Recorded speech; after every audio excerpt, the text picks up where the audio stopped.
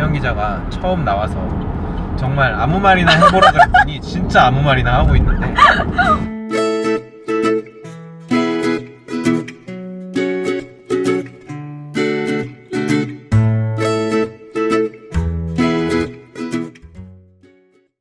시작하세요. 내가? 안녕하세요. 안녕하세요. 카가이 이재욱 기자입니다. 이쪽은 안녕하세요. 카가이 이채연 기자입니다. 저기는 카가이의 영상을 담당하고 있는 박인준 PD입니다. 오늘 저희 이제 또 새로운 시승차를 받아왔어요. 오늘 탄 차가 뭐죠? 볼트 EV 어느 회사? 쉐보레. 그치. 그 쉐보레의 그 유명한 말도 많고 사전 계약 2시간 만에 완판됐다는 전설의 레전드 전기차에 완전 돌풍을 불고 왔던 볼트 EV를 지금 타고 있습니다.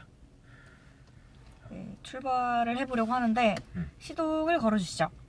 시동은 이미 걸려있어. 오! 시동 이미 걸려있어. 세상에. 와 되게 조용하다. 최소 전기차는 처음 타보죠. 처음 타봐요. 이게 얘기만 들었거든요. 전기차는 엔진 걸리는 이제 시동 걸리는 소리가 안 난다. 부릉부릉하는 소리가 없다고 했는데 정말 하나도 못 느낄 정도로 진짜 너무 조용하다. 약간 바람 빠지는 소리, 쉬 같은 소리 이런 소리만 나고 그냥 너무 모터 조용하네요. 돌아가는 하는 이런 소리만 나고 너무 조용하네요. 얘는 이제 시동을 딱 걸면은 저 계기판에 이제 레디 하고 저 불이 딱 들어오는 거예요. 아 레디 하면은 그때부터 이제 주행을 바로 할 수 있는 상태가 되는 거예요. 뭐 하이브리드 차들도 그래요.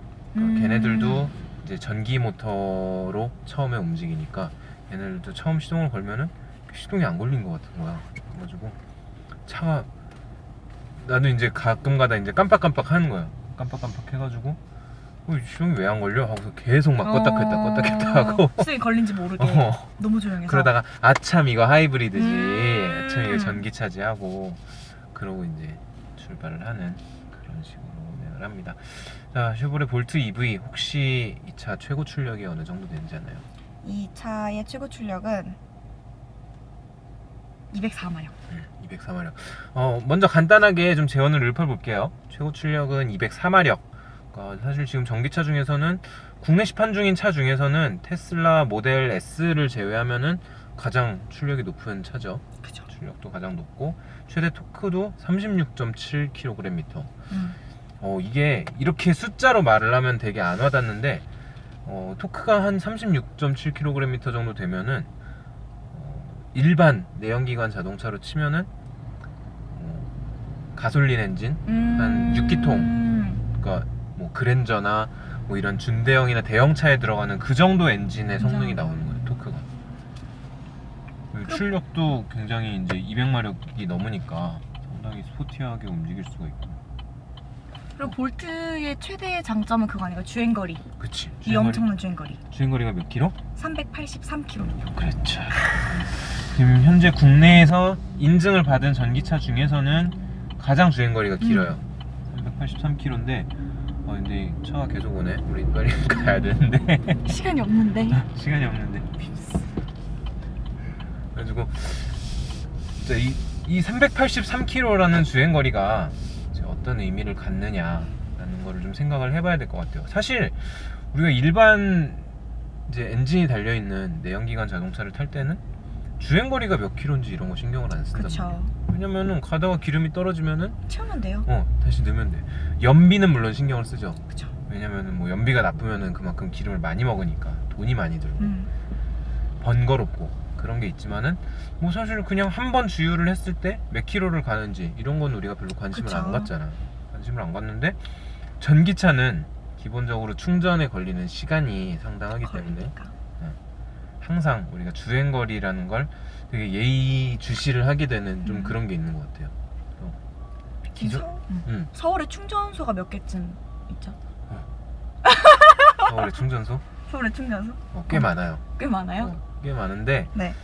그럼에도 불구하고 주유소처럼 이렇게 탁탁 가는 데마다 있고 그런 게 아니라 왜냐면은 주유소는 우리가 길을 가다 그냥 들어가서 한 5분 만에 기름 넣고 바로 출발을 하면 되는데 오래 걸리죠. 전기차는 오래 걸리니까 대부분 뭐 공영주차장 아니면 뭐 백화점이나 뭐 이런데 이런 공공 건물들 그런데 주차장 안에 있어요. 그러니까 뭐 충전비는 싼데 충전 자체는 사실 기름 넣는 것보다 훨씬 싸거든. 싼데 그쵸.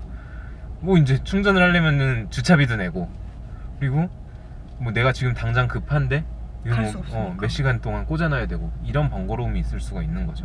그렇기 때문에 사실 그래서 대부분의 이제 전기차를 타시는 분들이 뭐 밖에서 충전을 하는 건 조금 긴급한 상황, 그러니까 정말 급해서 밖에서 충전을 하는 경우가 많고, 일반적으로는 이제 집에서 주로 충전을 하게 되는 거죠. 그쵸. 집에서 주로 충전을 이제 자는 동안 해놓고 아침에는 그 차를 타고서 이제 나가야 되는데, 근데 이제 1회 주행거리가 짧으면 1회 충전 시의 주행거리가 짧게 되면은 뭐 그만큼 한 번에 움직일 수 있는 이 활동 반경이 좁아지는 거죠. 그쵸. 그래서 뭐 기존에 나와 있던 전기차들이 뭐 아이오닉 일렉트릭, 응? 아이오닉 일렉트릭 같은 경우에는 인증 주행거리가 한 190? 190km 정도 되죠. 정도 되죠. 190km 정도 되는데 그 친구도 사실 되게 많이 길어진 거예요. 기존에 뭐 소울 EV나 이런 차들은 140km, 뭐 i3도 마찬가지였고, 뭐 그 정도면은 사실 활동 반경으로 치면은 1회 충전을 하고 한 70km 정도니까, 뭐 내가 서울 정중앙에 산다고 해도 조금만 이제 외곽으로 나가도 되게 살 떨리는 거지. 언제 멈출지 모르니까. 막 가면서 계속 막 동공 지진 막 하면서 충전소 막 그러면서. 충전은 어디서 확인을 할 수 있나요? 어느 정도 충전이 돼 있는지는? 일반적으로는 이제 차 내에 대부분 디스플레이로 표시가 돼요. 뭐 연료가 남은 양을 표시해 주는 것처럼 이 볼트 EV도 이제 계기판에 이렇게 보면은 저 왼쪽에 지금 보여요? 네. 초록색? 초록색으로 저게 이제 전기 남은 충전량이 보이는 게이지인데, 그 옆에 이제 206km라고 찍혀 있는 게 네. 현재 주행 가는 거리. 근데 이 주행 가는 거리가 딱 픽스되어 있는 건 아니에요. 픽스되어 있는 건 아니고 내 현재 그 주행 습관에 따라서 앞으로 예상하는 이제 주행 가는 거리가 되는 거죠. 그쵸. 그래서 내가 만약에 좀 과격하게, 뭐 사실 일반 내연기관 차들도 똑같죠. 일반 연비가? 자동차들도 연비가 나쁜 상황에서는 주행 가는 거리가 좀 줄어들고 길어지고 하는 것처럼 이 차도 이제 내가 좀 굉장히 연비 주행을 하고 있다, 이렇게 경제적인 주행을 하고 있다면은 저 주행 가는 거리가 같은 양이 남아 있어도 늘어나는 거고, 만약에 좀 내가 과격하게 주행을 했다 그러면은 아무래도 좀 게이지가 떨어지는 거죠. 겨울에는 히터를 틀면 또 줄어들겠죠. 히터나 에어컨을 작동하면은 또 주행거리가 많이 줄어듭니다. 어제 이제 비가 와서 좀 하루 종일 날씨가 으슬으슬 추웠잖아요. 으슬으슬 추웠는데 그때 이제 테스트를 해봤어요.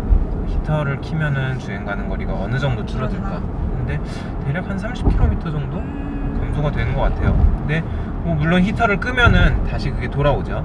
다시 돌아오는데 기본적으로 히터를 켰을 때 히터를 안 켠 것과 비교를 하면은 이제 전력 소모량이 확연히 그러니까 대기 전력이 많이 늘어나는 거죠. 이 옆에 이제 킬로와트라고 써 있는 게 현재 전력 소모량인데, 저게 이제 이런 히터랑 다 끈 상태에서 가만히 서 있으면 1kW가 찍혀요.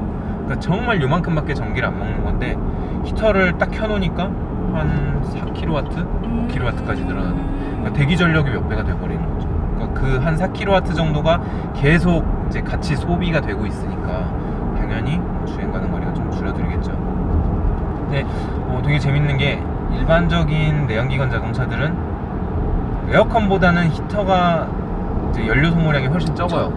열이 발생을 하니까. 그 열을 엔진에서 발생하는 열을 끌어다가 쓰는 거예요. 그러니까 사실 히터를 키는 거는 그렇게 뭐 어떤 연비나 그런 데 거의 영향을 안 주고, 에어컨을 키면은 컴프레서가 돌아가니까 그 컴프레서가 엔진에 부하가 걸리면서 연비가 같이 떨어지는 거예요. 근데 전기차는 반대야. 전기차는 에어컨을 돌리는 것보다 히터를 켜는 게 훨씬 전기를 많이 먹어요. 전열기잖아. 그러니까 엔진에서 발생한 열이 없으니까 그 열을 이제 우리가 집에서 쓰는 전기장판처럼 데펴서 만들어야 되는데, 그러다 보니까 이제 오히려 겨울에 연비가, 그리고 겨울에는 배터리도 짧아지고 수명이. 그쵸. 겨울에 왜 전자제품 같은 거, 아이폰도 금방 아이폰 막 뚝뚝 꺼져버리고 그러는 것처럼. 그래서 전기차들이 좀 그런 애로사항이 있습니다. 그래서 겨울철에 날이 추울 때 상대적으로 좀 주행거리가 짧아지는 경향이 있고, 봄, 가을에는 그래도 지금 같은 날씨에는 상당히 타기가 좋아요. 거의 재원상의 주행 가는 거리만큼은 탈 수 있다 생각을 할 수 있을 것 같아요. 충분히 부산 여행도 다녀올 수 있는. 그쵸. 근데 솔직히 이번에 차를 받아서 이거 부산을 한번 갔다 와볼까 했는데 근데 왜 못 가셨어요?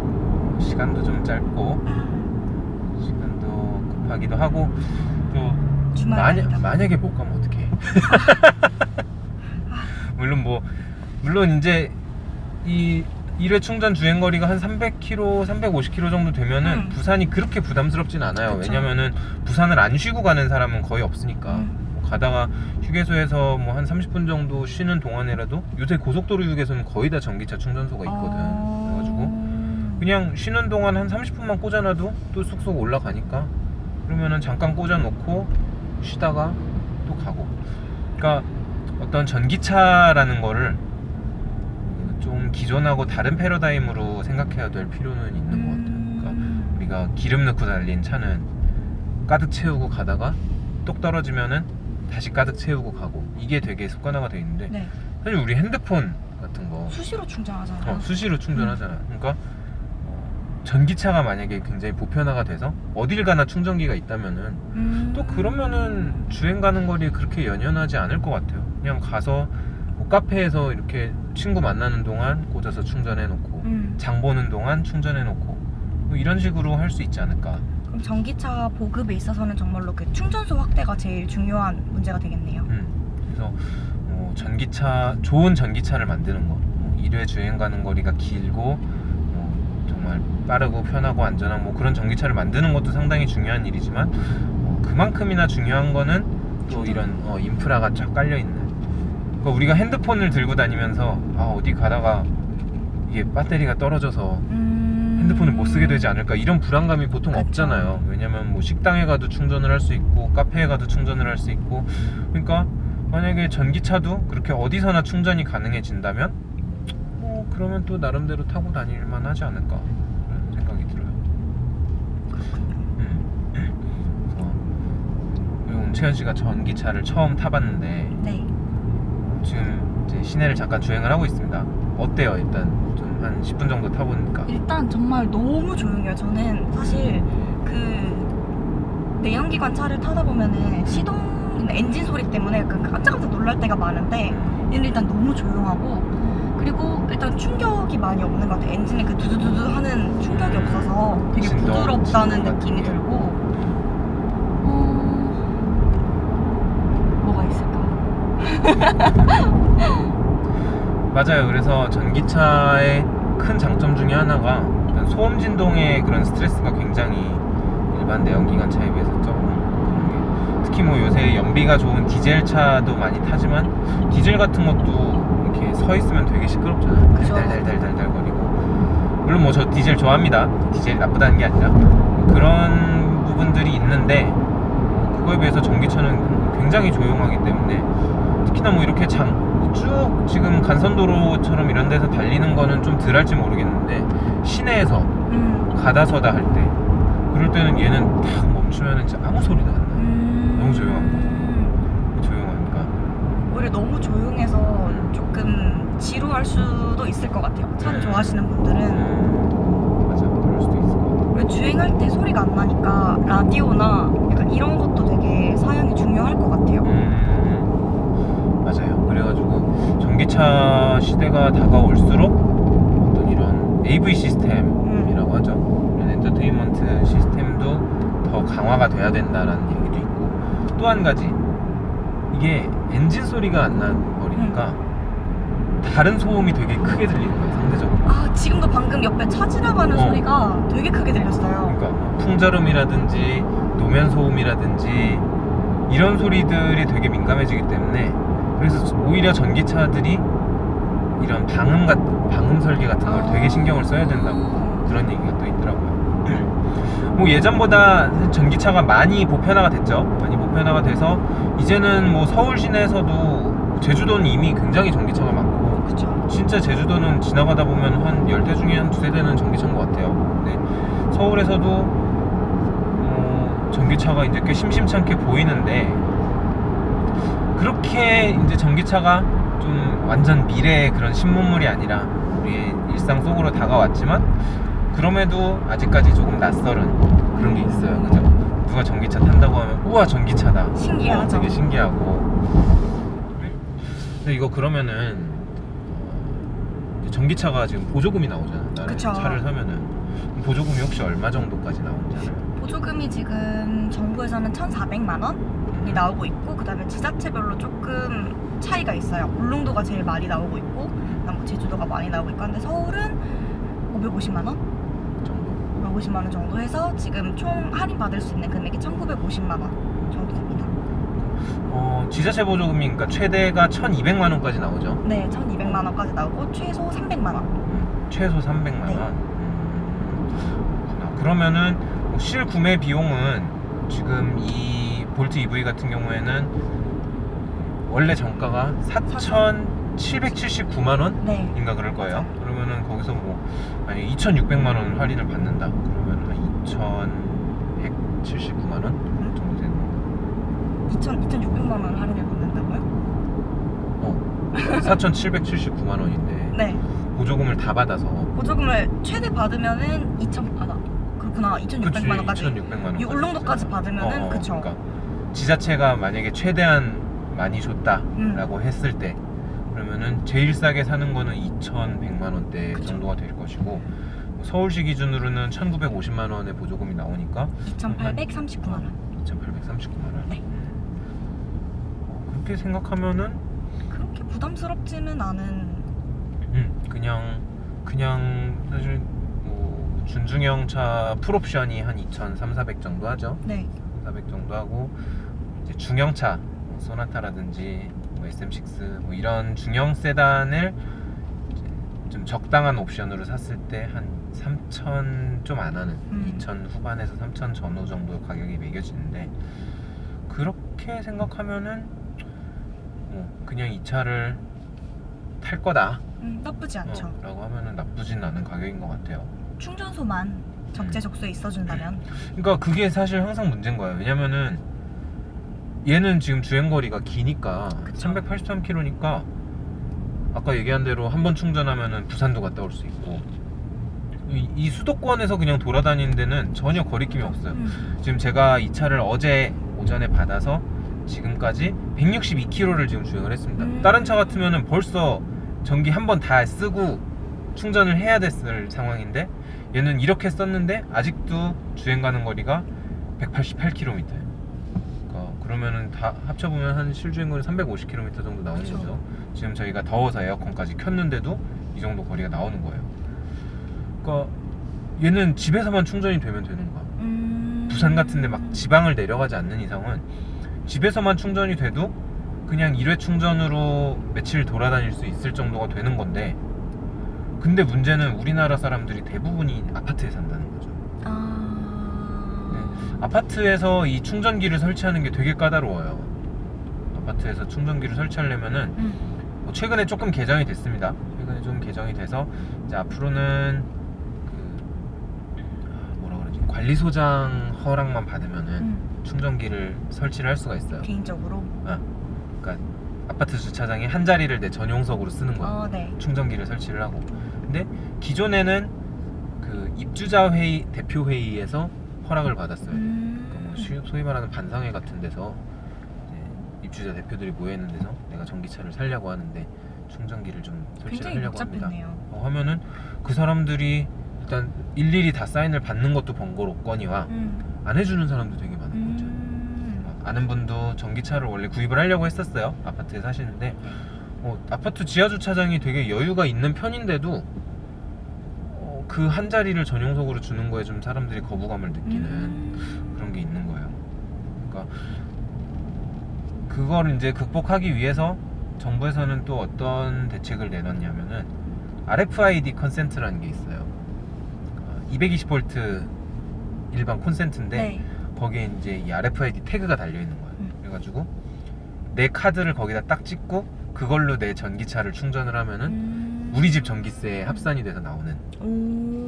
그렇게 하면은 충전기를 따로 설치해서 전용 자리를 만들어줄 필요도 없고 그냥 어느 자리에서나 콘센트만 꽂고 카드만 찍으면 되잖아. 음. 그렇게 하는 방법도 있다고는 합니다. 그래서 아직은 근데 그 RFID 콘센트가 그렇게 상용화되어 있는 상태는 아니라서, 보편화되어 있는 상태는 아니라서 사실 전기차에서 많은 난관은 이제 충전 부분이죠. 근데 뭐 가령 개인주택에 산다든지 네. 개인주택에 살아서 이게 충전을 하는 게 상당히 편리한 경우라든지 뭐 그런 경우에는 나는 되게 부담 없이 살 수 있을 것 같아. 괜찮을 것 같아요. 그러니까 뭐 예를 들어서 뭐 경기도 양평이나 이렇게 살짝 그 근교에 가면은 네. 그 이렇게 전원주택 단지 같은 것도 있잖아요. 뭐 광주 이런, 경기도 광주 이런데. 그런데 전원주택 단지가 쫙 있는데 예전에 이제 주행거리가 짧은 전기차들은 거기서 나오려면은 막 계산을 하고서 나와야 돼. 어디에 충전소가 있고 어딜 들려야 되고. 그러니까 뭐 자주 가는 곳에 뭐 충전소가 있다면 상관이 없겠지만 뭐 어디를 갔다 오는데 살짝 이제 주행거리가 아슬아슬하다. 그러면은 어딜 조금 짚고 가야 되나. 긴장을 하게 되는 그런 상황도 있겠죠. 뭐 저는 사실 전기차를 실제로 소유하고 운행하진 않기 때문에 실제 차주분들은 약간 생각이 다르실 수도 있어요. 실제 차주분들은 그 정도로 막 저기 하지 않다라고 얘기를 하실 수도 있지만 그래도 일반적으로 생각했을 때 조금 무섭잖아요. 그쵸. 어디서 차가 멈출지 모른다는. 그런데 이제 이 차는 만약에 내가 근교에 이렇게 살고 있더라도 충분할 것 같아요. 그냥 뭐 근교에서 서울로 출퇴근을 뭐 하루에 한 7, 80km 정도 출퇴근을 한다고 해도 되게 부담 없이 왔다 갔다 할 수 있는 2, 3일 정도는 충전 안 해도 되니까. 그런 부분은 정말 매력적인 것 같아. 우와! 지금 바로 가속이 되네. 우와! 뭐래?